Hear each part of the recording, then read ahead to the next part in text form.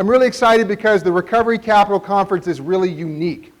It is a conference that is being developed by people in recovery for the entire recovery community.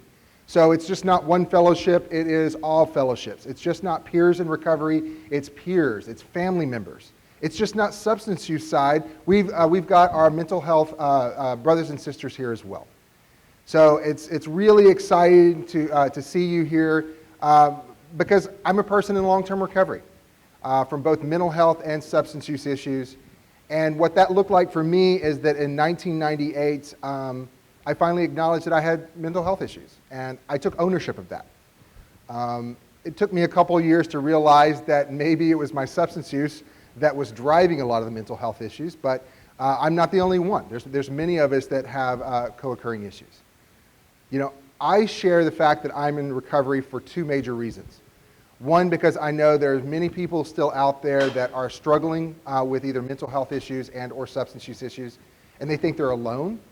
They don't know that recovery is possible, and I'm here to say that it is. It's not only possible with the right support services, it should be expected. The other main reason that I share that I'm in long-term recovery is that there are policymakers. These are individuals that are making decisions that dramatically impact the types of services that we get. And many of them don't know individuals in recovery. They don't know that recovery is possible. So that's another reason why I make sure that I say it loud and I say it proud. And notice that I have not said whether I am or am not affiliated with any particular fellowship. So I've maintained the anonymity, the tradition of anonymity. But I can say that I am in long-term recovery. So recovery capital, that's an interesting word that that naming the conference this has allowed us to start talking about. You know, what is recovery? More importantly, how do we build recovery? And recovery is built upon our strengths and on our assets. It's not built on our diseases and diagnosis. So with that, we can look at the concept of recovery capital. It is, recovery capital is the strengths and supports, and they can be both internal or external or what we get through relationships. And they are what we can build our recovery on, both initiate our recovery and also support it long term. You know, there are different types of recovery capital, and it really kind of helps us think about the different types. There's human, physical, social, and cultural. And when I say human recovery capital, I am talking about the personal attributes and strengths and skills that we each have that we can build recovery on. I just have a few of them listed here. Mental and physical health, we can build our recovery on top of that. Do we have a sense of purpose, a sense of hope? How self-aware are we, or how much self-efficacy do we have? And self-efficacy, it's more than I hope that I can recover. It's kind of the confidence that I can recover, and that oftentimes comes from hanging out with other people that are in recovery. If my friend that I just met is in long-term recovery, then that builds my self-efficacy, that, you know, I can do this too. Our street smarts. Many of us in our pathway have developed a lot of street smarts.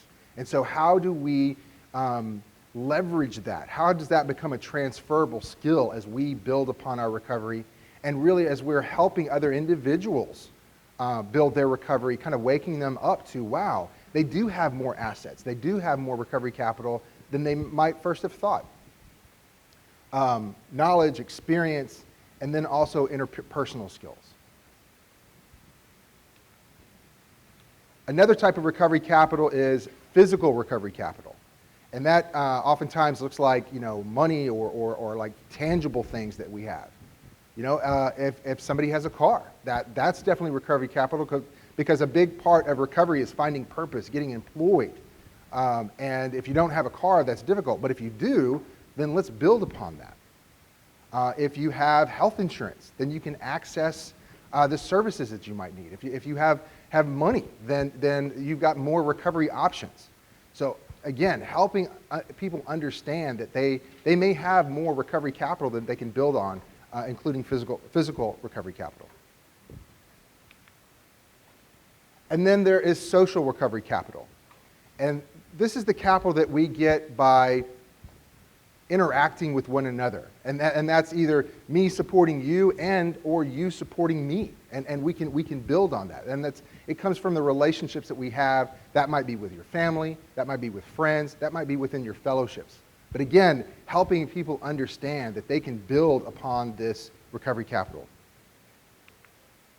And then the other type that I'll mention is cultural recovery capital.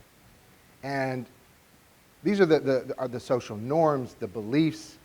You know, many of us were in a culture of addiction. And so it's about transplanting ourselves from those social norms, that kind of worldview, into a culture of recovery. And we can build further and further on that recovery capital. So that's the reason that we named this conference Recovery Capital. And it's actually, we probably started talking about this conference over a year ago and looking at, so what do we want to name it? How do we organize and mobilize peers in recovery? My organization is very fortunate in that we won a SAMHSA grant. That stands for the Substance Abuse and Mental Health Services Administration. And our charge is to organize and mobilize the 2 million Texans in long-term recovery. And I love saying that number because it really quantifies, wow, there's a whole lot of us out there. There was a study done, they called folks up and said, have you had issues with alcohol and drugs, and where are you today, how are you doing today? 10% of US adults identified with being in long-term recovery. So by taking that 10% and applying it to the number of adults we have in Texas, that's where we're getting this 2 million. That's a lot of recovery capital to build on. So when we look at who is going to be driving this recovery movement that's going on and really kind of increasing and gaining speed, who's going to be driving health systems change? Because there's room for improvement. We need to move away from this kind of acute care focus of treating addiction more towards a chronic care approach. We wouldn't treat any other disease this way. Can you imagine going to someone with diabetes and say, hey, here's 28 days of insulin, and after that, good luck. Let's talk about, this is a chronic illness, and we need to treat it holistically, and also it's a lifelong process. And so our healthcare system's not fully aligned with that. I think that there's a whole continuum of services that we need to help people understand, policy members understand what is it that we need. And so we've got, as I mentioned, the 2 million people in long-term recovery here in Texas, plus we've got the family members, and we've got our allies. And one thing that RecoveryPeople is doing, and RecoveryPeople is the statewide network that we're building, is what we call the crew. So these are individuals, Texans within the recovery community that are really stepping up and really kind of moving the ball forward. And that's the big thing that we're doing here today, and we're doing with the statewide network, is helping build those peer leaders and help build the peer workers that are going out there and really changing things up. People oftentimes are like, statewide network, what's that? What do y'all do? Or they can't get their head around it. So really quick, we are peer-driven, peer-led, and so for those of you out there that want to be a part of it and really kind of guide, so how do we approach this? How do we go about doing this? Then please, contact either me or Melissa. Melissa is coordinating RecoveryPeople. Melissa, wave your hand. Joseph Sanchez, woo-woo! Joseph Sanchez has really been a huge leader for us. So, very nice. So come talk to us because we need you. We need your expertise. We need your vision. Also, resource directory. Time and time again, when we ask the recovery community, what is it that you need? They oftentimes say, well, we have a difficult time connecting with different resources. We oftentimes are fragmented and siloed, and there might be a resource within your community, but nobody knows how to connect to it. So how can we do a better job of making people aware of what resources are out there? There's recovery coaches, peer support specialists, recovery community organizations that are really growing across the state of Texas. But if we don't help people connect with them, then they're not connected. So one of the things Melissa and I have been working with a web designer, and we're going to launch a directory to help connect people with services and the recovery community. Continuing recovery education workshops. This is how we're helping build the peer leadership and the workforce development skills. We got a little clever. If you look at the acronym of Continuing Recovery Education Workshops, it's CREW. And so those are the movers and shakers within Recovery People, and we would love that for it to be you. Aha, Recovery Capital Conference. That's what we're doing here today. Again, we're building capital, we're building skill sets, we're bringing people together so that they can network and support each other. And then the other thing that we do is we're encouraging local, we were calling them coalitions, but the peers that we've been working with said, no, let's call them collaborations, because that's really what we need to be doing better. There's a lot of us, and we're working in silos and very fragmented. We tend to split a lot. So how can we learn, how can we celebrate the diversity, all of these different things going on, but learn how to better collaborate with one another? And I mention all that because that's how we got here today. I really want to thank this group of individuals. We have been meeting since last October, talking about if we want to pilot what one of these local collaborations look like, what should that look like? How do we build this? How do we develop something that then we could take across the state of Texas? And then we have national representatives here, so if they see that we're doing something really cool here in Texas, how can we take that and spread it across the nation? So we brought these individuals from these different recovery community organizations together and said, let's plan this out. What are the rules of somebody becoming a member or working with this group? And they said two things. One, leave the personalities at home. If you can't play nice, then we don't want you to be part of this collaboration, because it's about collaboration. And if you don't have that social capital and that willingness to say, how do we move things forward, and kind of put aside that, what is it in it for me, then we don't develop a collaboration. The other big thing is action-oriented. So if you're coming to play with us, then this is not about fellowship. You've got your fellowships other places. That's really important, but that's not what this collaboration is. We're coming together and we're going to do something. We're going to figure out what it is we're going to do, but we're going to do something. And that's how the Recovery Capital Conference came about. So if any of you out there of your organizations want to play nice and be action-oriented, again, let us know, because we want you at the table. And if I know that there's people that drove in from different parts of Texas. If you would like some support to develop those collaborations of peers within your local community, let us know, because we're here to support you in doing that. One of the things that this collaborative group wanted to do is, how do we step up and celebrate Recovery Month? It's September. If y'all didn't know, it's Recovery Month. And so there's this huge national movement going on, events going across all across the United States celebrating Recovery Month. But what are we going to do here in Texas? And so we had one of the peers, I don't see Angie here, but definitely want to give her a shout out. She developed this logo for Texas Recovery Month. And here was a way that we could develop solidarity across Texas.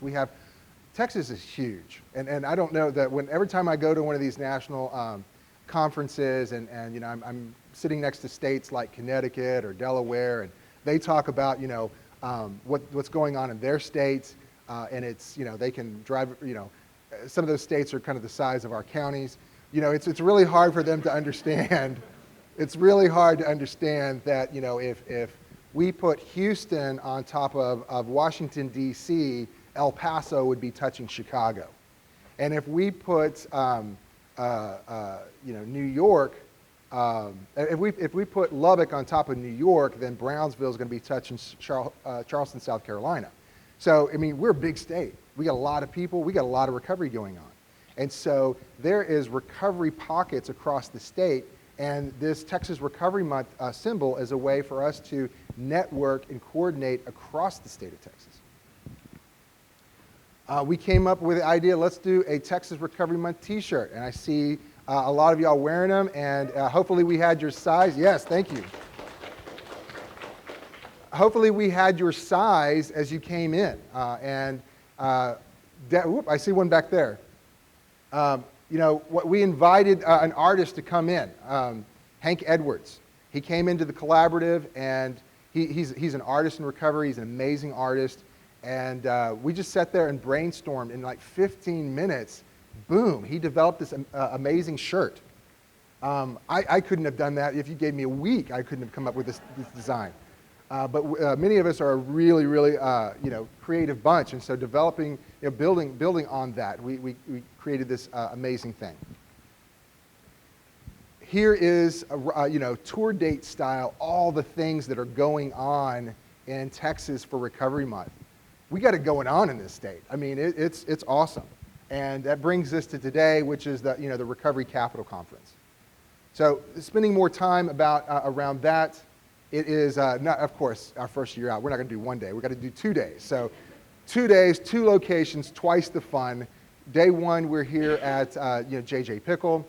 Tomorrow we'll be moving to UT School of Social Work. We would have done both days at UT Social Work, but there's a football game on campus, and so we don't want even be anywhere close to it.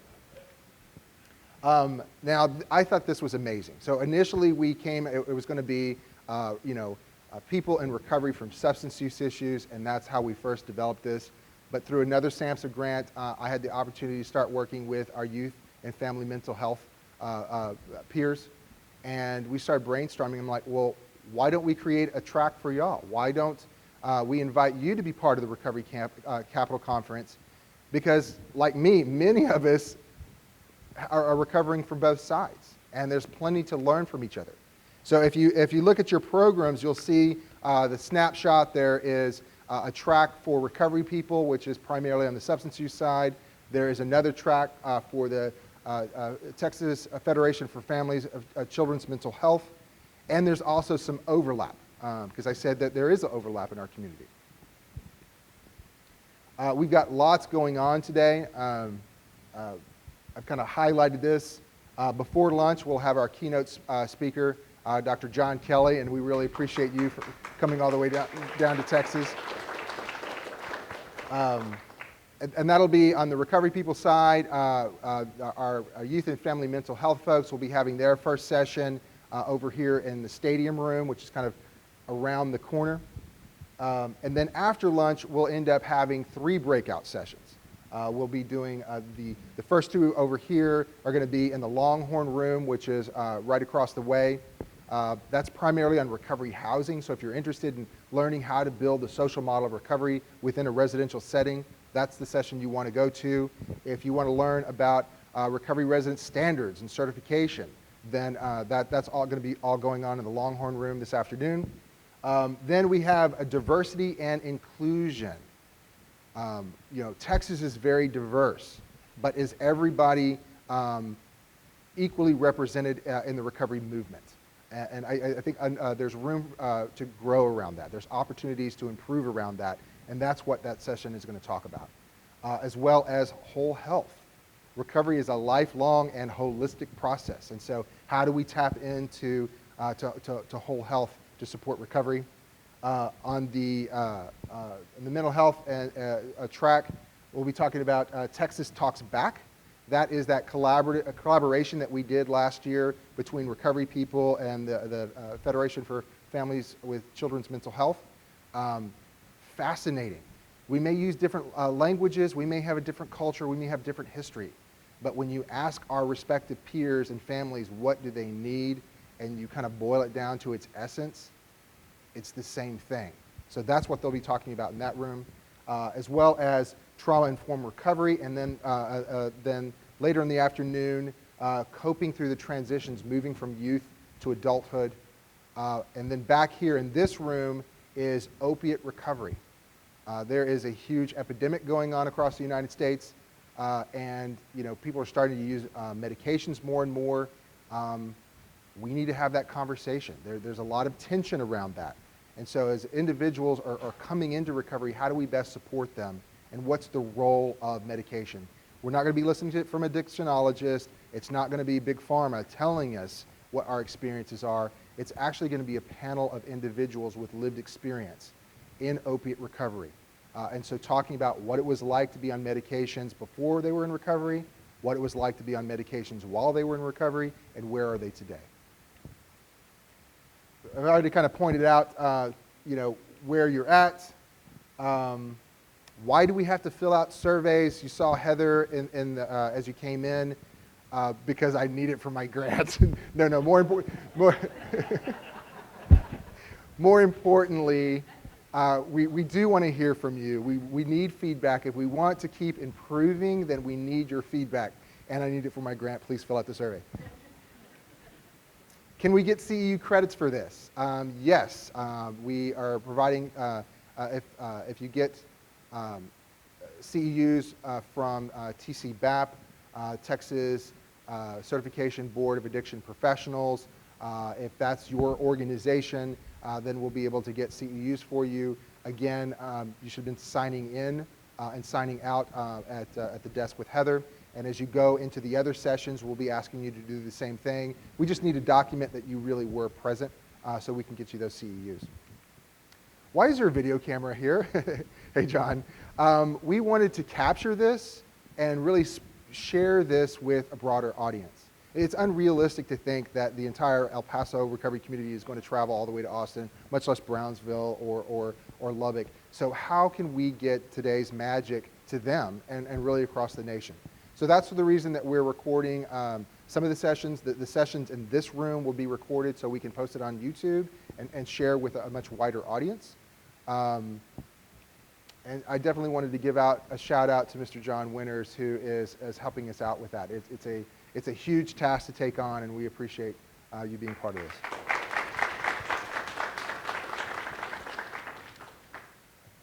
Okay, so you noticed that the price coming in here was kind of low. Without major sponsors, we couldn't have made this happen. And so I really want, please give me, help me give a round of applause to Confirmatrix. It's only by having these corporate partnerships that we can make things like this happen. So please stop by their booth and help me thank them personally. We also had a lot of other sponsors that I wanted to acknowledge. Let's give them a round of applause. The School of Social Work for donating their space. Benchmark and Udamania for helping support, and then Clean Cause. They weren't able to be here today, but if y'all aren't familiar with them, this is water with 50% of the proceeds being donated back to the recovery community. It's pretty amazing. We've got a couple of other sponsors that I want to acknowledge. Infinite Recovery, the Council on Recovery, and Sutherland Associates. There were many of you that were scholarshiped today. $5, $10 doesn't seem like a lot of money unless you don't have it. And many of us that are in recovery have very tight budgets. We've budgeted everything out to the penny. And so being able to come here today, Udamania Recovery came to me and said, you know what, we'll scholarship people coming in. So definitely want to give a shout out to them.